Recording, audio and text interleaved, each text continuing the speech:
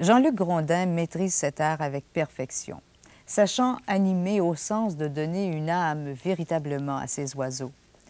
La fascination qu'il ressent lui-même depuis son enfance, il la communique avec enthousiasme. Il en est arrivé à dépasser la reproduction, la plus fidèle qui soit pourtant, pour atteindre un niveau d'expression artistique qui traduit l'émotion, le climat, le caractère. Ses admirateurs, les connaisseurs, qualifient maintenant Jean-Luc Grondin du plus grand peintre animalier au Canada. Avec ces oiseaux, c'est dans la nature, dans tout ce qu'elle a d'authentique et de sauvage, qu'il nous transporte.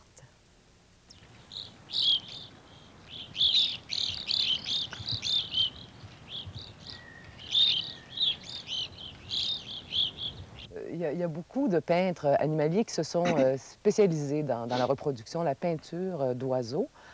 Comment ça s'explique? Pourquoi les oiseaux attirent davantage ces peintres-là? D'abord, c'est un goût là, personnel, je pense bien, mais il y a aussi le fait que les oiseaux, c'est très diversifié. Il y en a ici au Québec, même si ce n'est pas une région qu'on peut appeler très riche, il y a quoi? Il y a 250 espèces d'oiseaux environ. Alors, il y a une variété de plumage, il y a une variété je veux dire, il y a les femelles, il y a les jeunes, il y a les adultes, il y a les mâles. Alors, c'est 250 multiplié par X, par 2, par 3. J'ai entendu, tu regardes la buse en l'air. Regarde ici, es-tu bon? Ça, c'est une petite buse. Normalement, elle devrait tourner en rond, là. À moins qu'elle s'en aille. Ah, elle s'en va. Alors finalement, de votre terrasse chez vous, vous pouvez observer une grande quantité d'oiseaux sans avoir à vous déplacer. Ils viennent vous visiter à la maison. Oui. Vous les aidez un peu. Non, mais pour les oiseaux de proie, là, je peux pas les aider à moins de mettre des proies, mais je pense qu'il s'agit d'être attentif. Je pense qu'il y a des oiseaux partout. Mais il s'agit d'être attentif, quelqu'un qui est sensible à ça va découvrir beaucoup d'oiseaux. Ici autour, ce matin, on aurait pu voir de 15 à 20 espèces d'oiseaux ici, là. Alors, il s'agit de porter attention un peu. Il y a des pinsons, il y en a 3-4 espèces, mais ils sont tous bruns. Quelqu'un qui fait pas attention, il dit, bon, ben, il y a des moineaux, c'est tout. Mais il y en a 4 ou 5 espèces. Vous avez, d'une certaine manière, un œil de sculpteur, parce que ça a été votre première spécialisation alors que vous étiez aux Beaux-Arts. De quelle manière ça se transpose dans votre travail actuel? Ben, je crois que, surtout quand je fais là, mes croquis, je vais dessiner mes choses en ronde bosse. C'est-à-dire que je vais indiquer les volumes. Et quand je fais là, le dessin final, je vais me servir là, de la lumière pour modeler mes choses. Pas tellement pour colorer mes choses, mais pour les modeler. Évidemment, s'il y a de la couleur, ça aide, mais je vais me servir de la lumière pour donner une forme, une ronde bosse aux oiseaux. Vous avez un faible pour la gélinote huppée qu'on appelle communément perdrix. Ben, c'est-à-dire que c'est un oiseau que je retrouve ici à quelques pieds de ma terrasse. Alors que je vois souvent, que je vois l'hiver, que je vois l'automne, le printemps avec les jeunes. Alors, s'il y a un oiseau que je vois souvent, ça me provoque, il y a davantage. Et puis, enfin, c'est un oiseau intéressant et c'est bien coloré, c'est beau aussi. La perdrix, c'est un oiseau qui dort dans la neige. Alors, le soir, se laisse tomber dans la neige molle et puis dort. Et ensuite, le matin, si vous vous promenez très tôt, vous pouvez avoir la chance de réveiller une perdrix qui, à ce moment-là, explose, sort de la neige dans une explosion. C'est assez spectaculaire comme scène. Pour un observateur d'oiseaux, il y a des moments qui sont vraiment remarquables dans le sens que vous allez observer un oiseau dans des circonstances particulières. Il va faire très beau, disons, il fait très chaud, vous êtes bien. L'oiseau est très beau, c'est entouré de champs et tout ça. Alors, à ce moment-là, dans un tableau, évidemment, on ne peut pas mettre de son.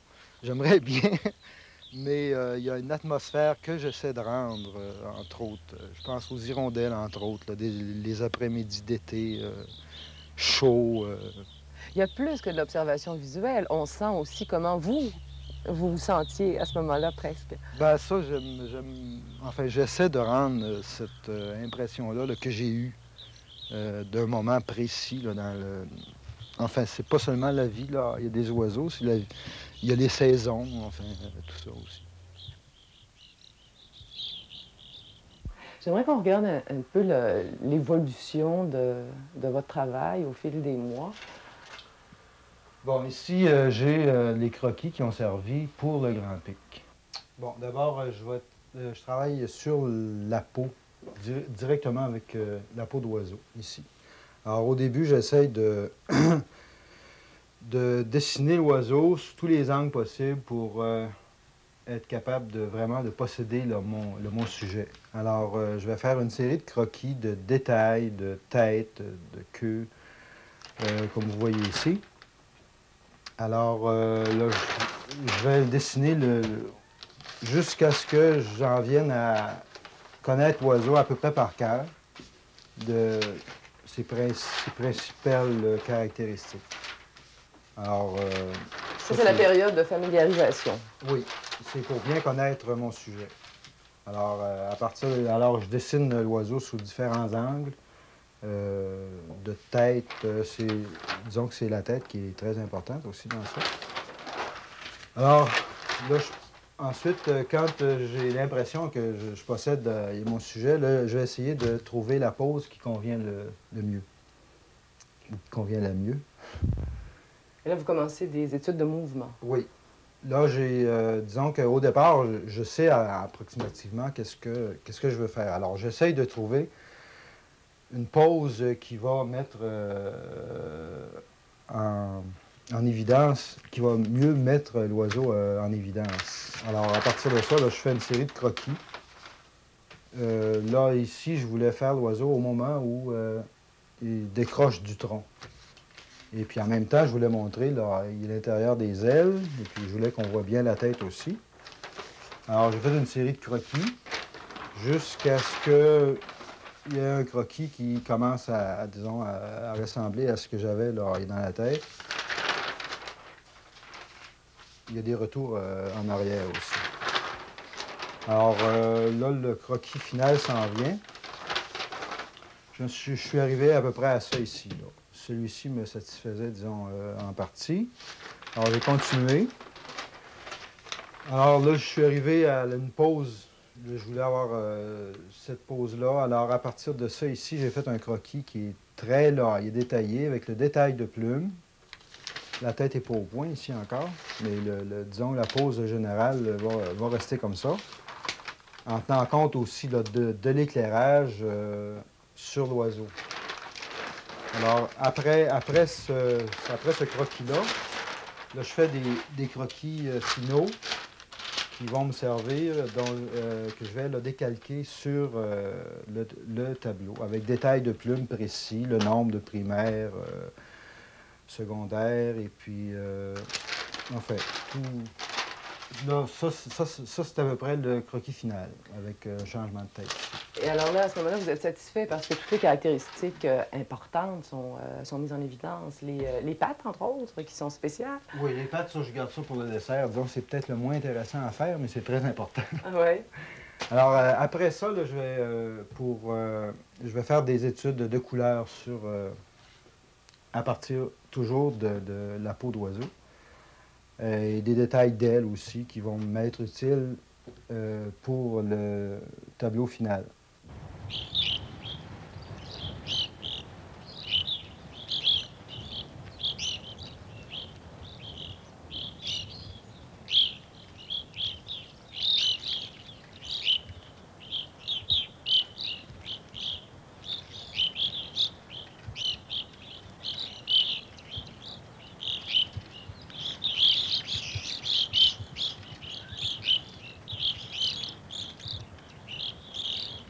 Jean-Luc Grondin, quand vous peignez vos oiseaux, on a l'impression que vous travaillez un peu à la manière des portraitistes.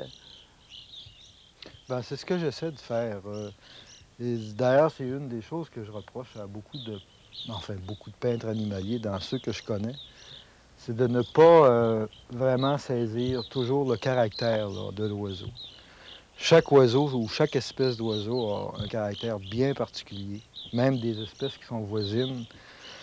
Et je pense que C'est exactement comme un portrait d'une personne. Vous pouvez avoir là, les deux yeux, le nez, la bouche, les cheveux qui sont à peu près euh, comme la personne, mais il manque la ressemblance, le caractère, le vrai portrait.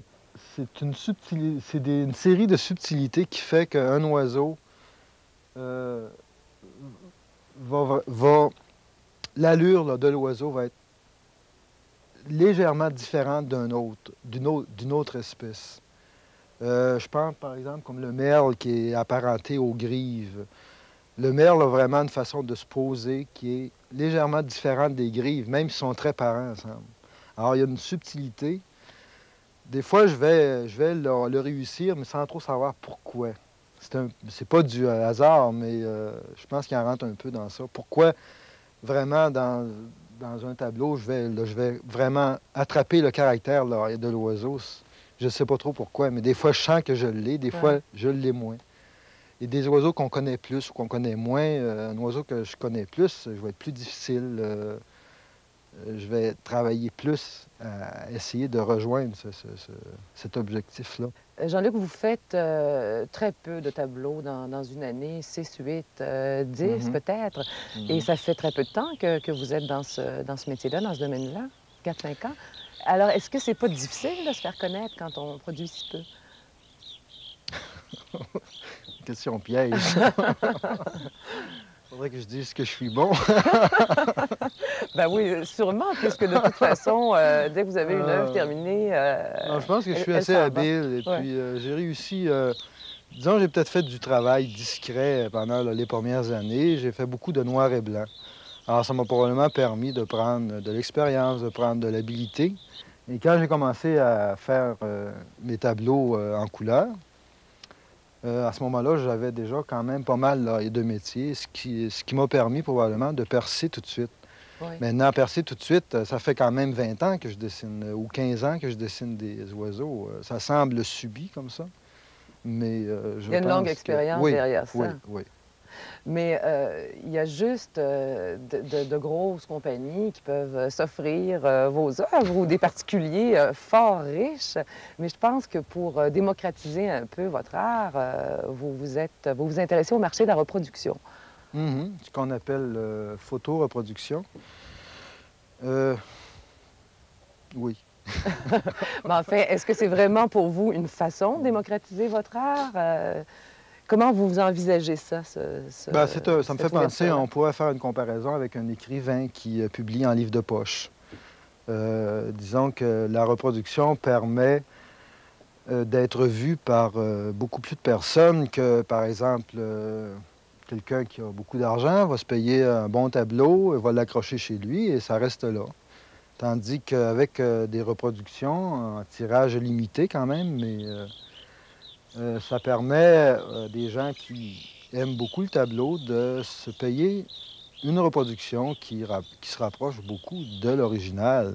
Est-ce que tous vos originaux sont reproduits de cette manière-là? Disons que mes travaux les plus importants l'ont été ou vont l'être, oui. Vous vivez tout à fait en harmonie avec cette passion des oiseaux et de la nature. Je sais, oui. De la déranger le moins possible, mais oui, je me suis installé à la campagne et puis j'ai mes oiseaux autour de moi, là.